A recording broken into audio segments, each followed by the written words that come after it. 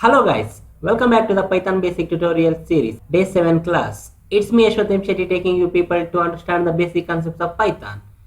In my previous class, we have discussed about data conversion, typecasting of the data types.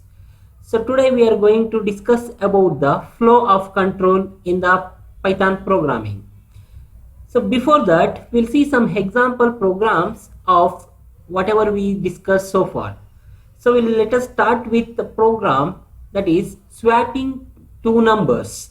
Swapping of values can be done by two ways. One is by using the temporary variable or third variable, or without using a temporary variable. So let us see one by one now.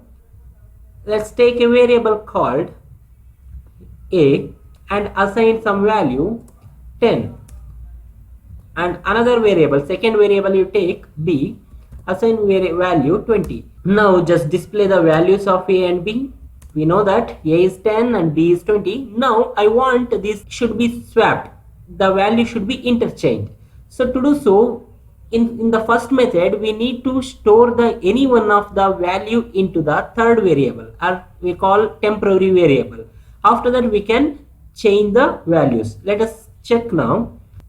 Just take a temporary variable and store any one of the value into the temporary variable. I am storing a value into temp, and now assign b value to the a, and now a value is stored into the temp variable, and you can assign b is equal to temp. Now check the values of a. It has changed from 10 to 20, and check the value of b now. It is changed from 20 to 10. So like this we can swap the two numbers by using a third variable. Python provides some more easy methods to swap the values. So let us check now. Take a one variable a is equal to 10 and b is equal to 20. Now without using temporary variable or third variable, we can swap the values. So to do so, we can do like this. In single statement, we can assign this, we can swap the value like this. A comma b is equal to b comma a. A comma b is equal to b comma a. In this statement, what happens? The value of b stores in a and value of a will be stored in b. Let us check now. Value of a becomes 20 and value of b became 10. So that Python provides many built-in functions as well as easy methods to do our programming. Okay. So now let us go to the second program to convert temperature in Celsius to Fahrenheit. Let's open a new file, and this program should take the input from the user and convert the value from one assigned to another assigned. Now take a variable temp is equal to, so I am taking float input because temperature may be decimal. Enter temperature to convert. Okay. Now we want to do some computation here and print the value. So we have standard formula to convert from Celsius to Fahrenheit, taking one variable F for Fahrenheit. Okay, temperature in Celsius into 9 by 5 plus 32. Now print F, that is the converted temperature.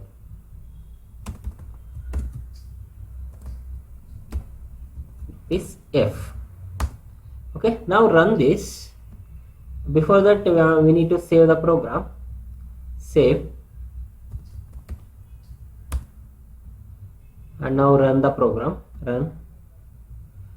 So just enter temperature in Celsius to convert into Fahrenheit.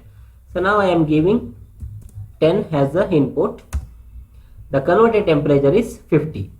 So if you calculate by using this formula, it provides answer as 50. Well guys, now we'll see another example to calculate simple interest on particular principal amount. So let us open one file now. So we know that simple interest formula SI is equal to PTR by 100. Let us apply in this, and here the PTR, principal, time and rate of interest should be entered by the user. So let us try the program now. First we'll declare, we'll have P for a principal amount, float of input of, enter the principal amount.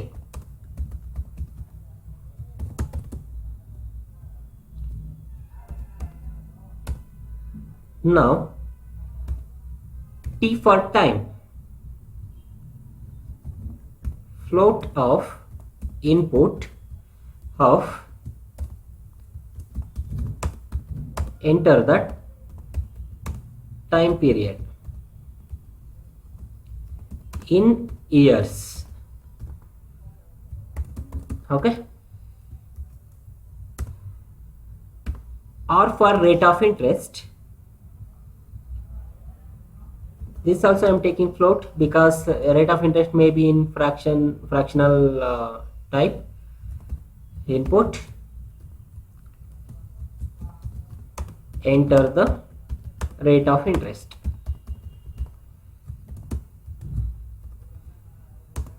Now we have to use the formula SI, that is simple interest, is equal to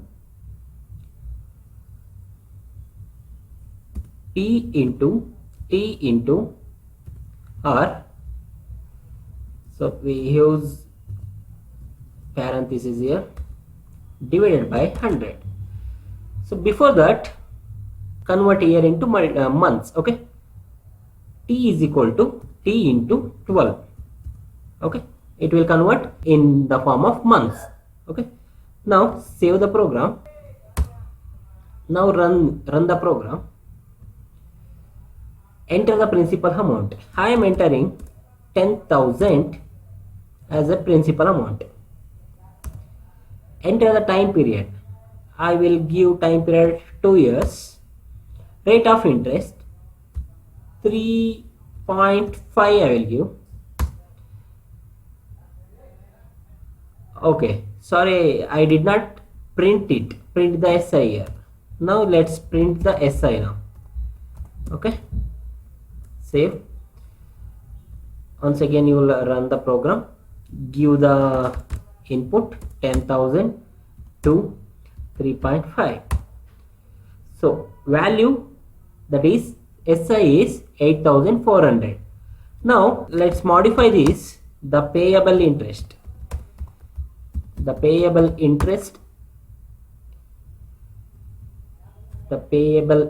is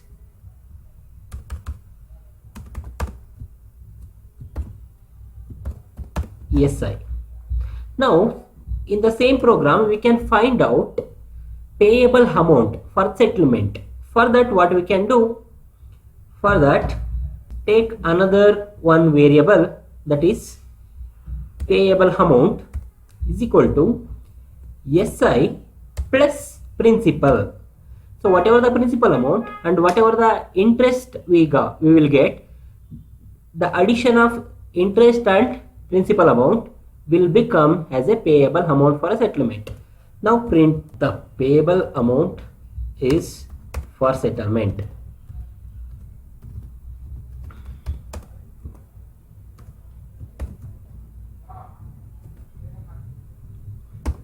Is payable amount. Okay, now save the program and run once more. Now for the same input 10,000, 2 years, and 3.5 interest rate. Now the payable interest is 8,400. The payable amount is for settlement is 18,400. The 10,000 is principal amount plus 8,400 is interest.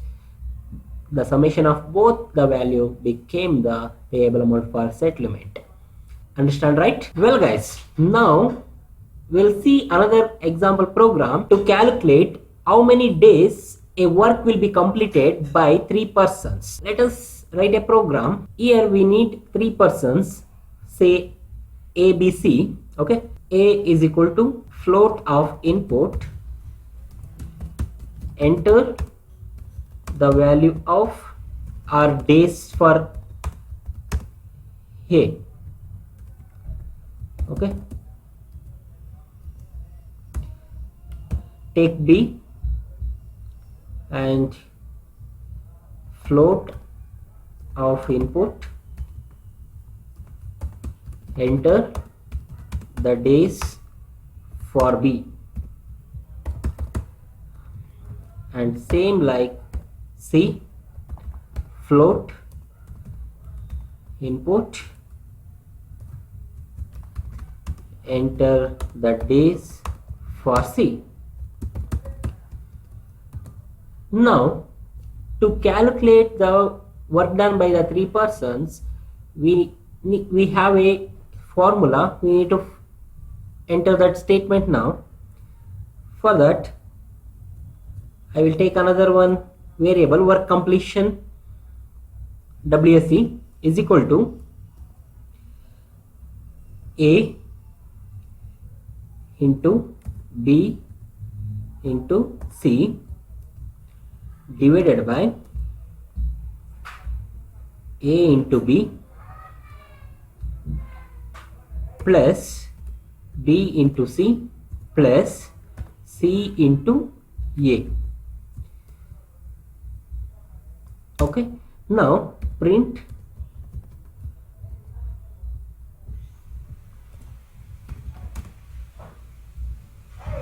the days taken by the 3 persons to complete a work is WC, work completion. Okay, I am printing the statement now. Save the program. Now run the program and it is asking the values. Enter the days for A. I will give 10 and enter the days for B. Let's give 5. Enter the days for C. Let's give 15. Now the days taken by the 3 persons to complete a work is, if all the 3 persons works on the same work, the work will be completed in the 2.72 days. Okay guys, understood? Well guys, we'll move to the next concept, flow of control. Sometimes in the program we need to check some conditions to achieve some goals. For example, comparing the values or checking that boolean of the value like true or false. Like this, we need to check some conditions.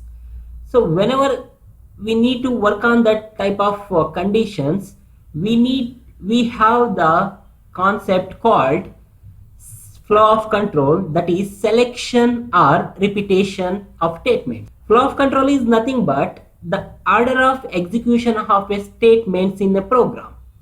So how like the interpreter will execute the program statements is defined by the flow of control. Now Python provides two types of selection statements. One is if statement and second one is elif statement. The syntax of if statement is follows like this. We need to use the keyword if, and in front of that we need to specify the condition and followed with colon. After that we can write any number of statements with indentations. That indentation implies that the statement is on the condition. Okay, now let us check any example of if condition now. For example, take variable h. So use input now, enter the age. Okay, now as I said, we should use if and condition. I should apply the condition now. Age is greater than 18. So this age is greater than 18 is the condition now, and we should use colon. After that, if you press enter, it will automatically take apply the indentation. Okay, we should use that indentation as it is, otherwise the program will give the error. Now print greater, if age is greater than 18, eligible to vote. Fine. Now save the file, save if example. Now run. Now enter the age. I will enter 21. So the condition is gets true. The age is greater than 18 now. That's why it is printing eligible to vote. Now for example, run once again. Give less than 18 now. 17. It is not giving any output because it checks only one condition here and it evaluates that statement and gives the result. If the condition is false, I want some result on the screen. To do so, what we can do, we can alter here in the if statement only, we can use the else part. So in the else part, if the if condition evaluates false, then else part will be printed. For that, what we can do, write else here. Okay, and statement print not eligible to vote. Okay, now save it and run once again. See here, else we should use colon. It is compulsory. Save and run. Now enter 16 as age. It is printing else part now because the condition is evaluated false. Condition is not true here because we have applied condition is age greater than 18, then it is going to print eligible to vote. Otherwise else it is going to print else part not eligible to vote. So our input is less than 18, that is 16, that's why it's printing not eligible to vote. Understand? So today we have start with some example of programs, and we have learned selection statements. And first selection statement is if statement, and we have demonstrated with else part also. In the next part of my video, we will have some more examples, and we'll discuss second part of the selection statement, and we'll go with the repetition statements with the more example programs. If you have any doubt, leave a comment and practice whatever we discuss. Learn easily and like and share the video. Thank you. Bye bye.